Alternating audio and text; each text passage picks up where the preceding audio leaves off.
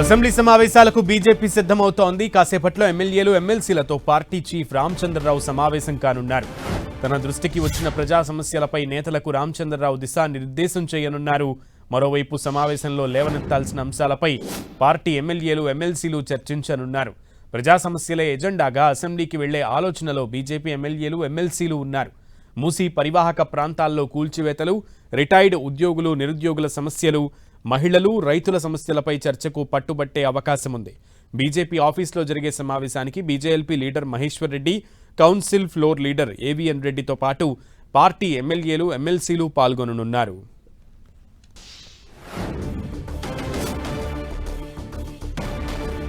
కాసేపట్లో ఎమ్మెల్యేలు ఎమ్మెల్సీలతో party chief Ramachandra Rao ప్రత్యేక సమావేశం నిర్వహించనున్నట్లుగా తెలుస్తోంది. బీజేపీ అసెంబ్లీ సమావేశాలకు సిద్ధమవుతున్నట్లుగా మనకి సమాచారం అందుతుంది. పూర్తి డీటెయిల్స్ మా ప్రతినిధి అజయ్ని అడిగి తెలుసుకుందాం. అజయ్, బీజేపీ అసెంబ్లీ సమావేశాలకు సిద్ధమవుతున్నటువంటి పరిస్థితి మనకు కనబడుతుంది. మరికొద్దిసేపట్లో బీజేపీకి సంబంధించినటువంటి ఎమ్మెల్యేలు ఎమ్మెల్సీలతోటి రాష్ట్ర అధ్యక్షుడు రామచంద్రరావు సమావేశం కానున్నారు. ఈ సమావేశంలో బీజేపీ లీడర్ మహేశ్వర్ రెడ్డి, అదేవిధంగా కౌన్సిలర్ ఏవిఎన్ రెడ్డితో సహా మిగతా ఎమ్మెల్యేలు ఎమ్మెల్సీలు అందరూ కూడా హాజరై అసెంబ్లీలో లేవనెత్తాల్సిన అంశాలపైన రామచంద్రరావు తోటి చర్చించుతున్నారు. ఏ అంశాలను అసెంబ్లీలో లేవనెత్తాలనే అంశాలపైన కూడా రామచంద్రరావు వారికి దిశానిర్దేశం చేసే అవకాశం ఉంటుంది. ఎందుకంటే గత కొంతకాలంగా రాష్ట్ర అధ్యక్షుడిగా ఉన్నటువంటి రామచంద్రరావు రాష్ట్ర వ్యాప్తంగా పర్యటిస్తూ అనేక అంశాలను పైన కూడా ఆయన పోరాటాలు చేస్తున్నటువంటి సందర్భం కనబడుతుంది.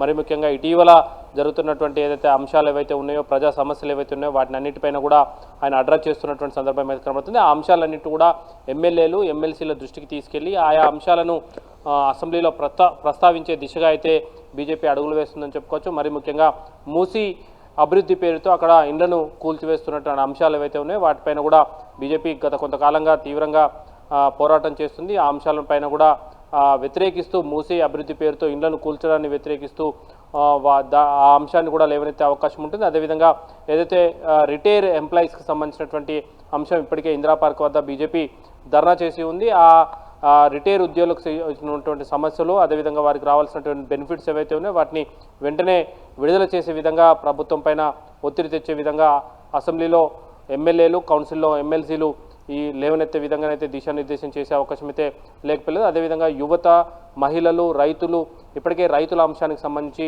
ఆదిలాబాద్ ఎమ్మెల్యే పాయల్ శంకర్ అక్కడ ఆదిలాబాద్ జిల్లాలో పాదయాత్ర చేస్తూ అక్కడ ఉన్నటువంటి రైతాంగాన్ని అంతా కూడా కూడగొడుతున్నటువంటి పరిస్థితి కనబడుతుంది. ఏదైతే రైతులకు సంబంధించి ఫసల్ బీమా యోజన కూడా కల్పించాలని రాష్ట్ర ప్రభుత్వం పైన ఒత్తిడి తెచ్చే అవకాశాలు అయితే లేకపోలేదని చెప్పుకోవచ్చు. ఇట్లా బీజేపీ నేత మహేశ్వర్ రెడ్డి కూడా బీజేపీకి సంబంధించినటువంటి అంశాలపైన రాష్ట్ర ప్రభుత్వం చేస్తున్నటువంటి దోపిడీలపైన ఎప్పటికప్పుడు క్వశ్చన్ చేస్తూ వస్తున్నాడు. ఈ అంశాలన్నింటినీ కూడా అసెంబ్లీలో ప్రస్తావించే దిశగా అయితే అడుగులు వేస్తున్నారు. మరి ముఖ్యంగా ఉపాధ్యాయులకు సంబంధించినటువంటి సమస్యలపైన ఇటు కౌన్సిల్లో ఉపాధ్యాయులకు సంబంధించినటువంటి ఎమ్మెల్సీలు మల్క కుమరయ్య కానీ, ఏవిఎన్ రెడ్డి కానీ వారి సమస్యలను కూడా లేవనెత్తేందుకు సిద్ధమవుతున్నటువంటి పరిస్థితే మనం చూడవచ్చు. మొత్తంగా చూసుకున్నట్టయితే రేపటి నుండి అసెంబ్లీ సమావేశాలు ప్రారంభం కానున్నాయి.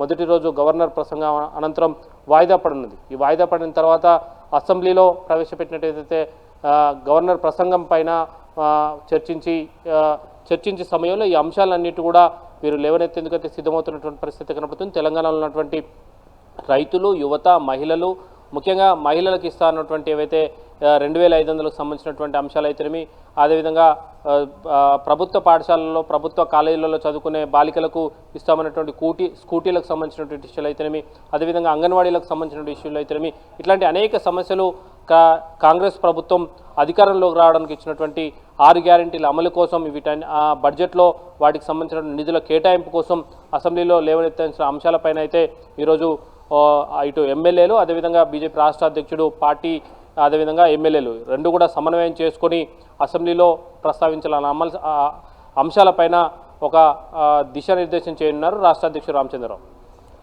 ఓకే అజయ్, అయితే ముఖ్యంగా అజయ్ రామచంద్రరావు, ముఖ్యంగా బీజేపీ చీఫ్ రామచంద్రరావు మొన్న పెట్టినటువంటి ప్రెస్ మీట్లో కూడా మూసీ పరివాహక ప్రాంత ప్రజల గురించి అడ్రస్ చేస్తూ, అలాగే ఒక ఎస్కలేషన్ని ఎక్కువ చేస్తున్నారు, 5,000 కోట్లని అప్పుడే ఎస్కలేషన్లో 7,000 కోట్లు చేశారంటూ కూడా ప్రెస్ని అడ్రస్ చేయడం మనం చూసాం. సో ఈ నేపథ్యంలో బీజేపీ ఈసారి అసెంబ్లీలో మూసీ పరివాహక ప్రాంత ప్రజలకు సంబంధించి, మూసీ రివర్ బెడ్లో ఉన్నటువంటి లేదంటే బఫర్ జోన్లో ఉన్నటువంటి అన్నింటినీ కూల్చివేతలకు సంబంధించి కూడా గట్టిగా పట్టుబట్టే అవకాశం కనబడుతుందా? నాయకులు ఏమంటున్నారు? ఖచ్చితంగా చూసుకోవచ్చు. ఏదైతే మూసీ అభివృద్ధిని బీజేపీ పూర్తి స్థాయిలో వ్యతిరేకించకపోయినప్పటికీ కూడా మూసీ అభివృద్ధి పేరుతో అక్కడ కట్టుకున్నటువంటి ఇండ్లు, పేదల ఇండ్లు అయితేనేమి, అక్కడ ఇప్పటికే ఉన్నటువంటి కాలనీలను కూల్చివేయడం, అపార్ట్మెంట్లను కూల్చివేయడం సరైనది కాదు అంటూ కూడా వాళ్ళు పోరాటం చేస్తూ వస్తున్నటువంటి సందర్భం కనబడుతుంది.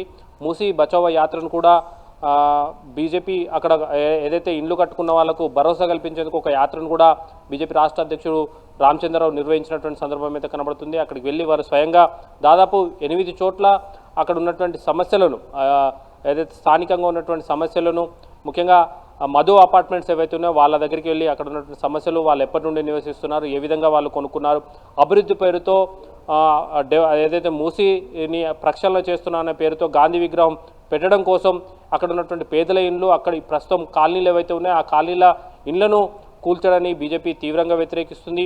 మూసీ అభివృద్ధి చేస్తే మేము వ్యతిరేకించాం, కానీ ఆ పేరుతో అక్కడ ఉన్నటువంటి ఇండ్లను, పేదల ఇండ్లను కూల్చడాన్ని వ్యతిరేకిస్తున్నామని కూడా చెప్తున్నటువంటి పరిస్థితి కనబడుతుంది. వాళ్ళందరి కోసం ఖచ్చితంగా అసెంబ్లీలో ఈ అంశాన్ని అయితే లేవనెత్తే అవకాశం అయితే లేకపోలేదు. గాంధీ విగ్రహాన్ని పెట్టడానికి మేము వ్యతిరేకించడం లేదు, కానీ గాంధీ విగ్రహం పేరుతో అక్కడ ఉన్నటువంటి ఇండ్లను కూల్చివేసి రియల్ ఎస్టేట్ వ్యాపారం చేసేందుకు రేవంత్ రెడ్డి సర్కార్ సిద్ధమైందన్న ఆరోపణలు అయితే బీజేపీ చేస్తుంది. ఈ అభివృద్ధి పేరుతో దోపిడీకి కూడా దిగే అవకాశం ఉందన్నది కూడా వారి వాదన. ఎందుకంటే ప్రైస్ ఎక్సలేషన్కి సంబంధించి పనులు స్టార్ట్ కాకముందే దాని యొక్క ప్రైస్ పెరగడం పైన కూడా వీళ్ళు విమర్శలు అయితే చేస్తున్నటువంటి సందర్భం అయితే కనబడుతుంది. ఇటీవల జరిగినటువంటి ఏదైతే తారకృష్ణలో జరిగినటువంటి పవర్ పాయింట్ ప్రజెంటేషన్ కూడా బీజేపీ దూరంగా ఉండి దాన్ని నిరసిస్తున్నటువంటి సందర్భం అయితే చూడవచ్చు. ఓకే అజయ్.